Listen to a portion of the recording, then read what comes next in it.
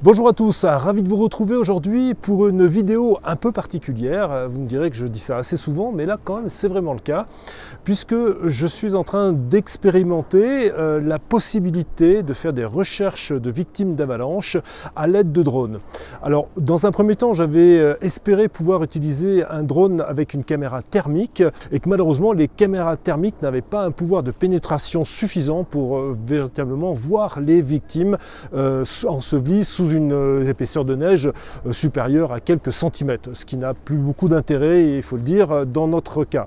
Alors j'ai pensé à une deuxième solution qui pourrait peut-être être intéressante, c'est utiliser nos DVA, les détecteurs de victimes d'avalanche, qui sont sous cette forme, ces petits appareils électroniques que l'on passe sous la veste, qui ont une émission de bip de façon à peu près constante, toutes les secondes à 1 seconde 3, et sur une fréquence qui est une fréquence internationale qui est 450 kHz, c'est la fréquence reconnue pour donc ces détecteurs de victimes d'avalanche.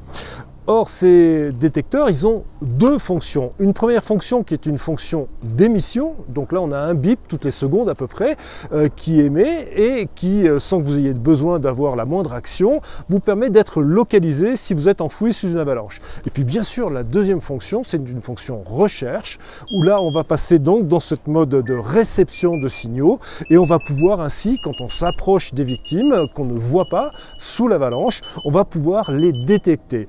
Alors à une distance qui va être comprise entre 30 et 60 mètres suivant les appareils, guère plus, mais c'est déjà une approche très intéressante.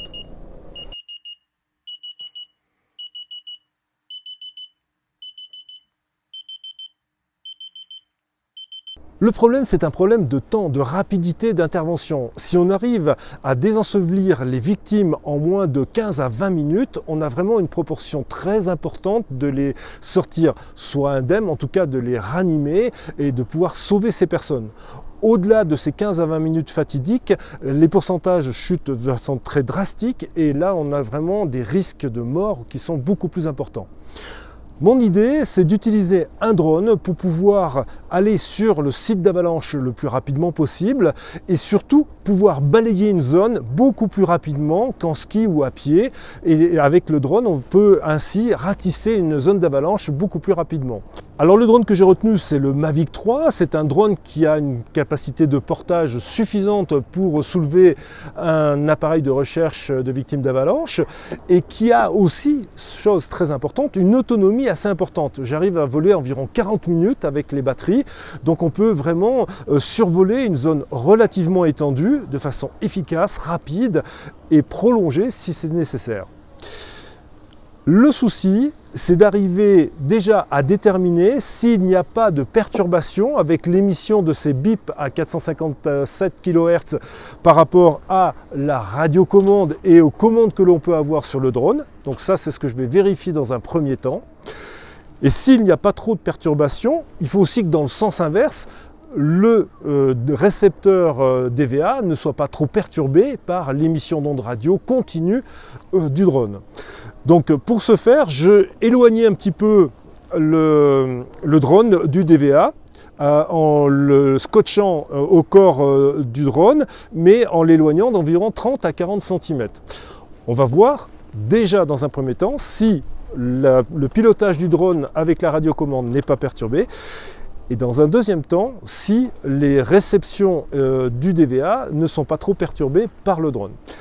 Pour ce faire, on va expérimenter dans un premier temps le vol simple et voir comment se comporte le drone avec le DVA allumé.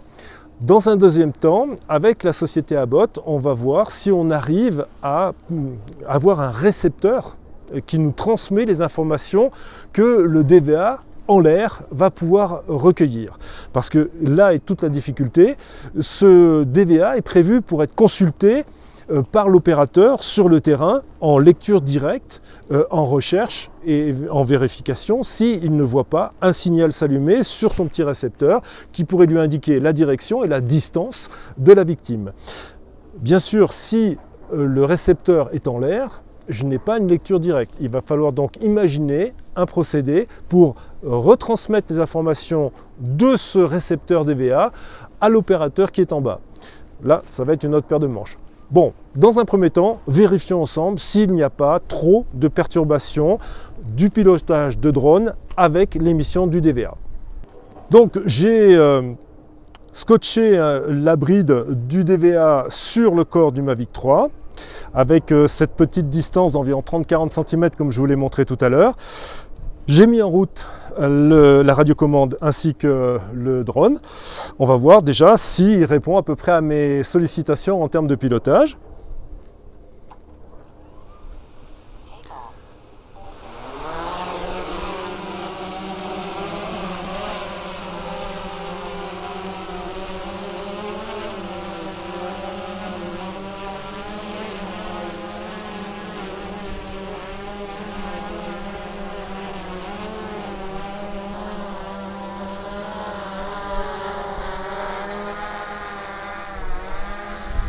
Alors a priori, la stabilité du drone n'est pas trop compromise. Il y a déjà un petit peu de vent, donc je me méfie un peu.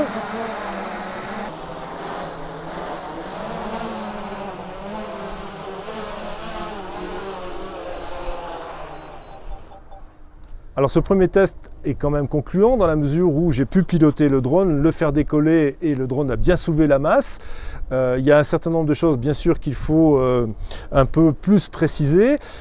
Déjà là il y a un petit peu de vent aujourd'hui, donc je referai un essai peut-être demain s'il y a un peu moins de vent pour voir si la stabilité du drone est un petit peu supérieure, parce que là je ne le trouvais pas tout à fait stable. Et puis la deuxième chose, il ne faut pas oublier non plus bien sûr d'enlever les anti-collisions puisque en fait le corps suspendu du DVA dessous le drone a tendance un petit peu à le perturber. Donc ça sera l'objet du deuxième test. Alors pour ce deuxième essai, je vais enlever l'anti-collision bien sûr sur le drone, et puis je vais surtout mettre l'ARVA, le DVA, en mode recherche. C'est ce qu'on entend à l'heure actuelle, puisque j'ai un premier DVA qui est installé sur moi, le deuxième qui est en mode recherche qui est sous le drone. On entend pour l'instant qu'il n'est pas trop perturbé, le drone est en route mais pas en l'air bien sûr, et il n'est pas trop perturbé puisque si je m'éloigne, vous voyez que les bips sonores diminuent, et si je me rapproche, les bips sonores augmentent. Donc il y a bien la fonction recherche qui est active sur le DVA qui est sous le drone.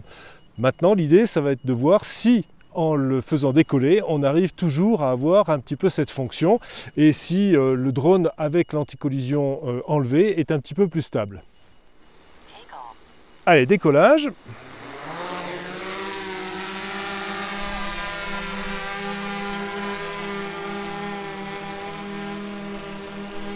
Alors vous le voyez pour l'instant, le drone est stable avec le DVA suspendu sous son corps avec cette petite sangle.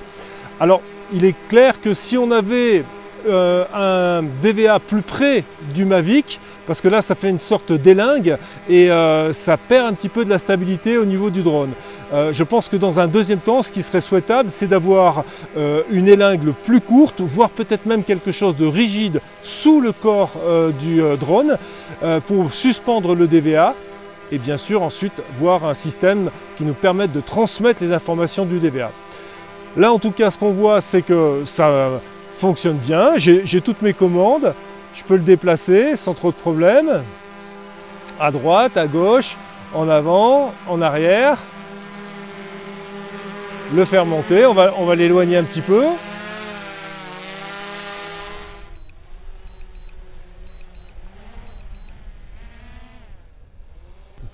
Alors j'ai pas eu un RTH, mais j'ai eu un landing, donc effectivement le capteur, même si j'ai désactivé les capteurs d'anti-collision, le capteur de sol est un petit peu trompé par la sangle et par le DVA qui est dessous, et a envie de créer en fait des landings, des atterrissages forcés.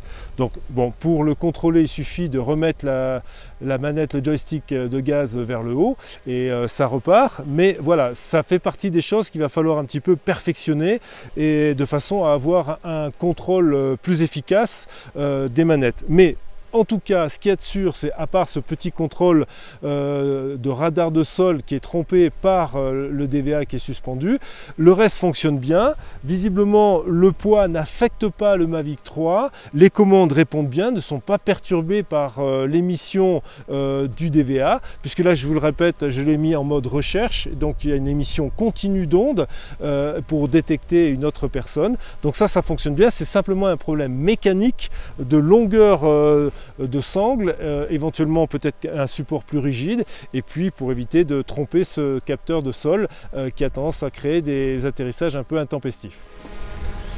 Alors malheureusement, je n'arrive pas à entendre les bips sonores du DVA qui est sous le drone. Le drone fait trop de bruit, donc j'arrive pas à les entendre, donc je ne peux pas vraiment savoir s'il y a une détection. Il y avait une détection tout à l'heure quand le drone était au sol. Bon, là les moteurs sont en route, mais logiquement, je pense qu'il y a quand même encore la détection. Maintenant...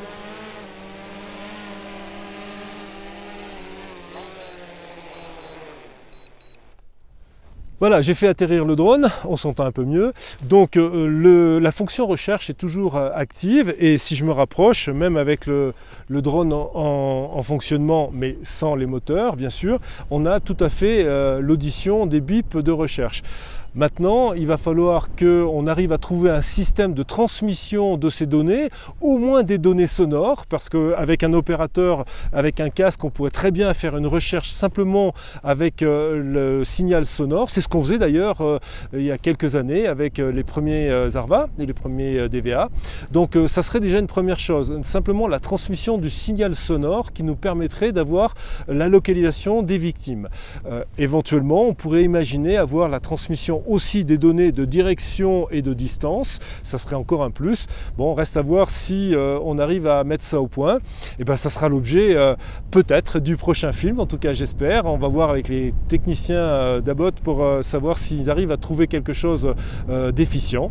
Et puis je vous tiendrai au courant dans les semaines et les mois à venir, savoir si on peut réaliser cette recherche de victimes d'avalanche avec un drone, ce qui serait quand même très pratique. Sur ce les amis, je vous dis à très vite, à très bientôt pour un prochain film. Ciao!